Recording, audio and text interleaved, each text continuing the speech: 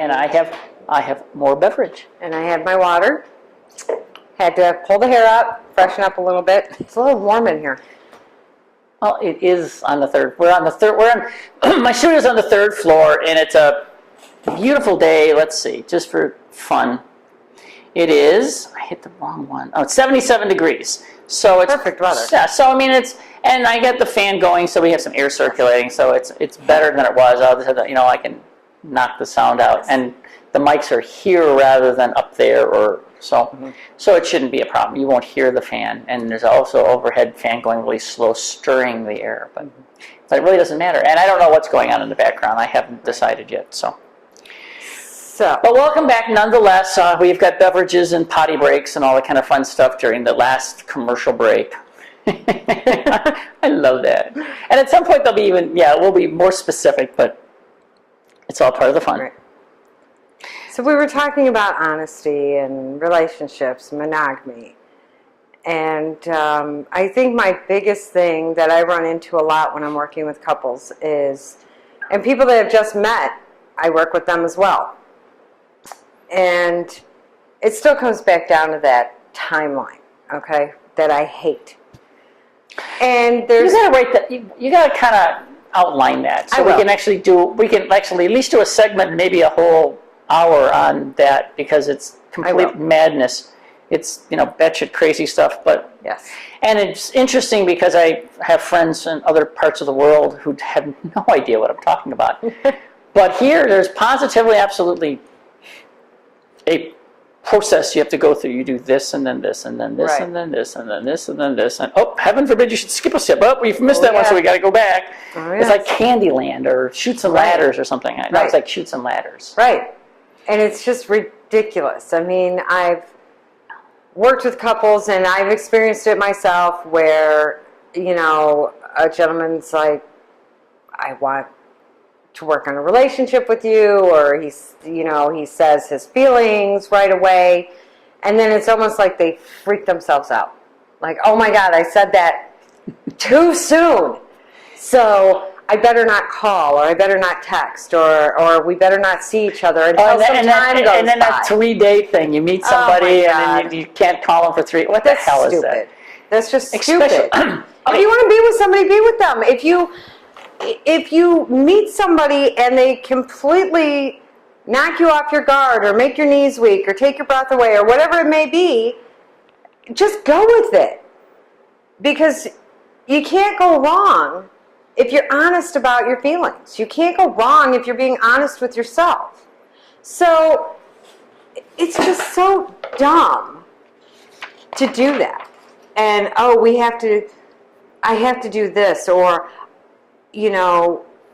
I have been perfectly happy the way my life's been going, or I've gotten myself conditioned that I'm going to be single, and then all of a sudden this person comes into your life. Well, then guess what? Plans change. You don't want to be single, obviously, because this person has caught you off your guard, and you have strong feelings for this person. Then stop making excuses. It's just go with what you feel. And if you don't want to screw it up, then don't avoid it, because that's how you're going to screw it up. Because then the other person's going to get really, really irritated, and they're going to be like, you know what, if you want me in your life, you are going to make damn sure that you're going to make time in my life. We are all busy. We all have our careers. But you are not working 24/7. Well, I used to, but I don't anymore. And I learned that the hard way. You make time for the people in your life, whether it's just family or whether it's a significant other. You have to take the time, and you have to make the time. Exactly. It's not taking, it's making. All right, making the time. I mean, there's a distinction. I mean, people say you got to take the time, but in fact, the time's there. But the problem is nobody utilizes it. You've got to make the opportunities. You've got to make these things happen. They don't just happen magically. I mean, you can have a tragically boring, awful relationship with somebody because you're not making anything happen. You're just sitting around watching TV and watching movies and doing nothing. Right, because you're not going to always be busy. You're going to have some downtime. And whether it's, I've had, and with being honest with each other about your feelings when you meet somebody and making the time, it's important. It's little things of, I want you exclusively. Then mean it. Back up your words. Too many people are doing that today. They just say words of, I want to go on vacations with you, or I want to, have you exclusively, or, oh, trust me, there's some lines that I have heard that would make you laugh. But if you're going to say it, mean it, and back it up. When you're in a relationship, when you've already gotten past all the BS and the game playing, because frankly, a lot of us... Make sure you're divorced. Make sure you're divorced. A lot of us are in our 30s, 40s, 50s. We're too old to be playing games. That was left in high school. She's too old. Don't even. I am not old. I'm actually only going to be 43 this month, by the way. Don't forget your birthday. Yeah, well, that's... chronology is a state of mind. It has nothing to do... I don't feel my age. I don't feel my age, and I don't feel that I look my age either. But yeah, I love it when people say, not bad for somebody my age. Well, that's rubbish, because I know the oldest woman I've ever met was 36 years old. She looked old, acted old, thought old, was old. She was a little old lady. Now, in retrospect, once again, I understand her psychology. I don't know how she is now, because I ran away. I think she had 2 kids, if my memory serves me correctly, and she was a single mom. But she was a little old lady. Oh my, give her half dozen cats, and she would have been like ready. She was like, you went to the cat lady. She was ready. She was ready to go to IKEA and get the cat lady, the cat lady kit. No, they have a cat lady. They have a cat lady kit. It's a thing that has, you can either get 6, 9, or 12 cubicles, and you just build it and you put it up against the wall. Tower. And the cats can fit right in there and they're ready to go. It's a cat lady kit. But she was all ready for that. And it's, then my favorite example, and I told you about this the other day, my father and my professor. I have 2 degrees, and my primary professor was the same man.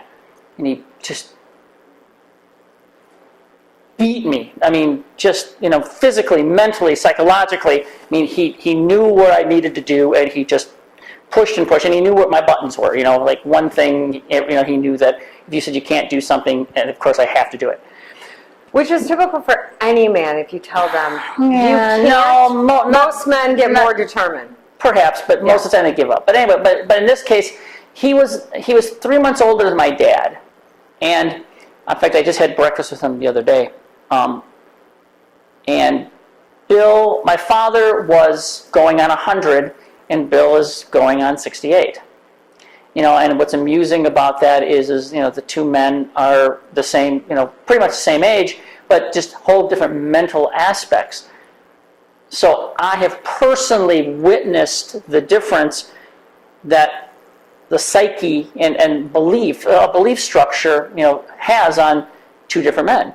And I see that, and I completely, totally, positively, absolutely refuse to even give that concept of chronology any kind of merit at all. Okay, but when I say it's rubbish. When I say we are too old, it's rubbish to play these games. You can always play games. Games are fun. No, they're not. When you're not that kind of game. Then that's what I'm talking about. Are those kind of games? What kind of game is that? What kind of game are you talking about? You know what game I'm talking about. We've been talking about it already. Of the whole timeline, or I don't know. Maybe it's a matter. That's cultural, though. The timeline is cultural. I think that's a cultural I'm totally missing it, and maybe it's more of a cultural thing. Conquest or conquer when it comes to this, because the list. No, the when list is it comes cultural. to, and don't get me wrong. Like I've said before, I think men are the most fascinating, amazing creatures on earth. I love their perspective. I love getting their viewpoints on things. I think they're fabulous. Some more than others. Shut up. I whispered it. They're still going to hear you. No, deliberately. I know. Shh. Okay. But I do feel that when it comes to men, they do say what they feel the woman wants to hear because it comes down to a conquest or conquer mode with them. Completely. I have no problem agreeing with you there. That is where issues come in and problems come in. Because no matter what, fundamentally, we women still want to have the view of mean what you say. And if you're just saying what you think we want to hear, or exactly what you want to hear, we know what you want to hear. If you're just saying it to get a woman into bed, let me give you a little clue, a little hint here. It only works some of the time. Some of the time. But you know what? I know guys it works a lot of the time. But I also know men that I've worked with them, and I told them, look, if you're looking just to sleep with her, then freaking just tell her that. Say, look, you're gorgeous. I'm completely attracted to you. You know, let's just see what it goes. But yeah, I'll be honest with you. I want to sleep with you. And it has actually worked for some men, and the women have been okay with that because they're being honest and they set down their cards on the table and they knew what they were getting into. It's called confusion. No, it's not. It's called meaning what you say and backing it up, and it's being honest. It's, look, this is what I'm looking for. And some of them have ended up being in relationships. But think of the concept. It doesn't work for everybody. That's pretty confusing for most people. How can you say it's confusing? We just said, when men say, I'm hungry, it means I'm hungry. I understand, but most, if I want sex, I want sex. But most women don't understand that concept. It's a simple concept that most women that we're going to try to get. We're going to take that rubber mallet and pound it into some people's heads, because there are many, many, many women, like most that I've worked with, that really don't. I'll say that and they'll look at me like, you're full of shit. And I'm saying, no, it's really true. And then later on, they actually, once they get the concept, they actually explore the concept and they say, Koko, you're right. They actually, it is actually that simple. I said, yeah, they're, it's kind of like when you're looking at it from the psychedelic glasses that they're wearing, with all the facets, it looks like you're looking through bee's eyes, and then, and then that's what you're looking at, then everything looks complicated, but really isn't until you take them off and you say, it really is that simple. Oh, wow. I didn't realize. I thought guys are as complicated as women are, and they're really not. No. And it's listening to your gut feeling. Okay, and this is for men and women. If your gut feeling is telling you something's not right, if your gut feeling is telling you that... Run away. No, if your gut feeling is telling you, look, this woman is acting like a married woman, or this man is acting like a married man, guess what? Probably is. Exactly. I've actually had situations where they've had the wedding ring on, okay, and then the next time the wedding ring's not on. But see, what a lot of people forget is even if you take the wedding ring off, there's going to be an indent or a tan line. So don't just look for the ring, look for that too. Left hand, this finger. No. And by the way, married women, this is something that perplexes me, because when I meet a woman, one of the first things I do is pay attention to the left hand and see if she's tagged. Tagged, nice. I know, it's a crude statement, but it seems like, I'm attracted to married women because typically married women have confidence, intelligence. The things that I'm looking for in a woman, when a woman becomes married, they can let down their guard and actually be them. They can be, they have the opportunity to be, smart, and they don't have to, they're not afraid that a man's going to look at them and be intimidated by your intelligence. So married women, and that's why I have so many married women as friends, because I love them dearly, because they're intelligent, they're honest. It goes on and on. And that's, and typically that's what I'm looking for. So it's kind of amusing. So I'll meet a woman, and like I said, I'm always checking, because and I can remember one after when at a party I was looking around and there wasn't many, there was no available women really, So I sat down with a very nice lady, and we talked, and she wasn't tagged, but I knew she was married, and by the time of our conversation, I discovered she was, because she had to be, because she had all those traits of confidence, the little kind of snarty kind of arrogance, the funniness, all those things. She could look me in the eyes when we talked. It was amazing. And that's, kind of what I'm looking for. But I'm not married. Well, there's always there's an exception or two, but, that's, like I said, it's the exception. Most women are like, well, you had this conversation. In fact, we were talking about Friday night, and at this point, we were talking about at this point, we only get about intimidated by me. Yeah, well, we get like 5 minutes. Although we could probably go into we can go into overtime on that because that was live dangerously, go into overtime. Well, I could, but because we got like 7 minutes in this segment. But no, that's where we were going at. The last segment was men being intimidated, and something we had talked about Friday, where I've been told that can be intimidating because I have some of the qualities that you had listed, and men look for that. But then when that no, they don't.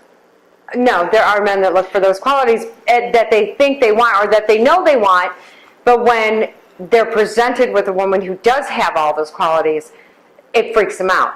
And my thing is, why do women have to dummy themselves down for a man to not run away? I cannot dummy myself down because I want it to be real. I want the man to be in love with who I am. Because guess what? If I dummy myself down and we get into a relationship and then I'm not going to be able to stay that way forever. And I don't think that's how it works. What's this? Right, I know many women who are very, very brilliant. I'm attracted to brilliant women. And I have had some friends who are women. Hate that. But anyway, nonetheless, we'll talk about the friend zone. That'll be a topic that's really interesting. But my point is, high IQs, masters, PhDs, brilliant women. A degree again. Well, it doesn't matter. We'll get into that later. But my point is you don't have to have a degree. They would play dumb. They'd do the dumb blonde, whatever. They'd find a guy and they'd dummy down. But what they would do differently than what you're talking about, you're just thinking that they have to keep that persona. And I don't think you're right. I think what happens is the guys who are looking for that are intimidated by it initially. But once they have it, and once you ease into it, then it's kind of like it's kind of like the difference between going in the shallow end and working your way to the deep end, and being like me, who climbs up the 3-meter or the 5-meter board and jumps in head first into the deep end, because that's who I am. I like doing that, but I can count on less than one hand the amount of guys and women I know who do that, who are that type of person. They may get in waist deep, or they may get into the shallow end and walk into the deep end, but not many people are really interested in jumping in that deep end. So I know women who have played dumb with their guys initially, and then very quickly, once the guys, there was a comfort level, then brought the guys up to, the correct level. Now, in some cases, it didn't work out because, they were a fairly strong, dominant woman, and the guy was a strong, dominant man, and he could not deal with a woman who was smarter than him, and then she realized that it was wrong. But at first glance, when you meet somebody, you think, oh, there's some potential here. They may, because everybody kind of holds back. Oh yeah. Except me. I just overwhelm. I overwhelm and steamroll people. I just ask the women I've corresponded with on dating sites. They're always intimidated and frightened. In fact, I showed you that one who's... but I wasn't overwhelmed when you and I had first met. No, but that's... Yeah. Well, but you're you. Like I said, you're one of the exceptions. But the whole point is but they found out, because very quickly they ratcheted into who they are, so they were able to, find out how this guy was going to react. And it didn't take that long. Within a couple of months, the guy was just overwhelmed and had too much, and suddenly he said, we need time out or something. And she realized that was it. She didn't find somebody strong enough. And sometimes, a very strong woman will find a very weak man because the relationship kind of does a flip-flop. Yeah, I can't do that. I don't understand that either. But you hear all the time men are like, oh, a confident, strong woman is extremely sexy. Until they're what? Until you meet them? Exactly. Until they're confronted. But God. Okay, I don't get it. I mean, I am surrounded by intelligent, confident, sometimes arrogant women who I adore, but they're married. So, and I do have my list. A friend of mine makes a joke that at some point, half of the women I know are going to wind up being divorced. So consequently, it's just at some point, as long as I'm close enough, and they realize that, at some point, it's funny. Mm-hmm. In fact, a few friends of mine have made a list, and they know who's at the top of my list and how my list goes. So it's kind of amusing because they're really probably right. But I don't know. I just feel that, I definitely look for a very strong, confident man, driven, not necessarily, just somebody who knows what they want. Yes, you are. Insane. I'm a madman. He drives me insane. Very short drive. Very short drive. Yeah. Short drive. Oh, really? You can't. He just can't help himself. I know. He can't help himself. I can't. I'm beyond help. Yes, but on that note, what's funny is we never did get into Friday night. We didn't. What was the question? Because you asked me a question. What we'll do is we'll end with the question, and then I'll have a few statements to make because we're going to go a little long on this this last segment. And then next time we'll start with that. But what was the question you asked? And you got to write it down when you remember. Because you asked me a question. There were so many. No, the initial question that got the whole conversation, when you sat down on the cement and you said to me, why can't you, I don't remember what the question was. Because it got into the cat lady thing and all the other stuff. Oh my God. But what was the initial question? Like, why can't you find a guy, why can't I find a man who is going to allow me to meet? Okay. Who's Here's not going to be I am going to go. Although the question posed was not on. No, but the question wasn't posed on the. I started after you asked the question. Right. So I don't know. I'm going to review that audio and see if I can figure out what the topic was, and then we'll go with that next time. But there's a couple things. We gotta decide on maybe an entrance theme and a closing theme, some theme music, something, I don't know. And then we could pose to our listeners. I give them the opportunity. No, that's way too dangerous. At some point, we'll trust you guys. At this point, no. Sorry. I tried. Yeah, right. Do or do not. There is no try. And I did put that underneath, and I'll put it underneath again because that's a really good one of mine. Try. Yeah. And I love messaging. I love Yoda. You like my fear. I like Yoda. You like my fear. Your fear is good. My definition of fear is false evidence that appears real. And that's what I've always been taught. If you're afraid of something, why? Well, it's false evidence that appears real. And mine has two meanings. Mine is fear everything and run, or face everything and rise. Yeah, but you liked the face it, embrace it, and love it. Yeah, always. But it's like, everything is there. Just jump in. Like I said, just jump in waist deep and all that. Well, yeah, it's a choice. Either you're gonna step up and say, yes, I deserve this, I want this, I'm going to work at this and have this. Or you freak yourself out and you run, and then guess what? You will always, no matter what you try to convince yourself, you will always throughout your life, that one person will pop into your mind, and you will always have a what if. There you go. And the what if is only on you, not the other person.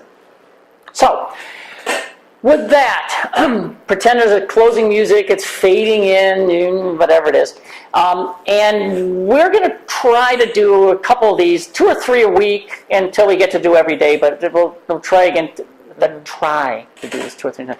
Today is Monday, we'll maybe do another one, and I'll get it up tonight, and then tomorrow we'll do nothing, and then maybe Wednesday, and then Friday, maybe we'll do a location one or something. We'll have to figure that all out. So it was good to be here again. See you next time. Have a great night. Very good. See you. Bye.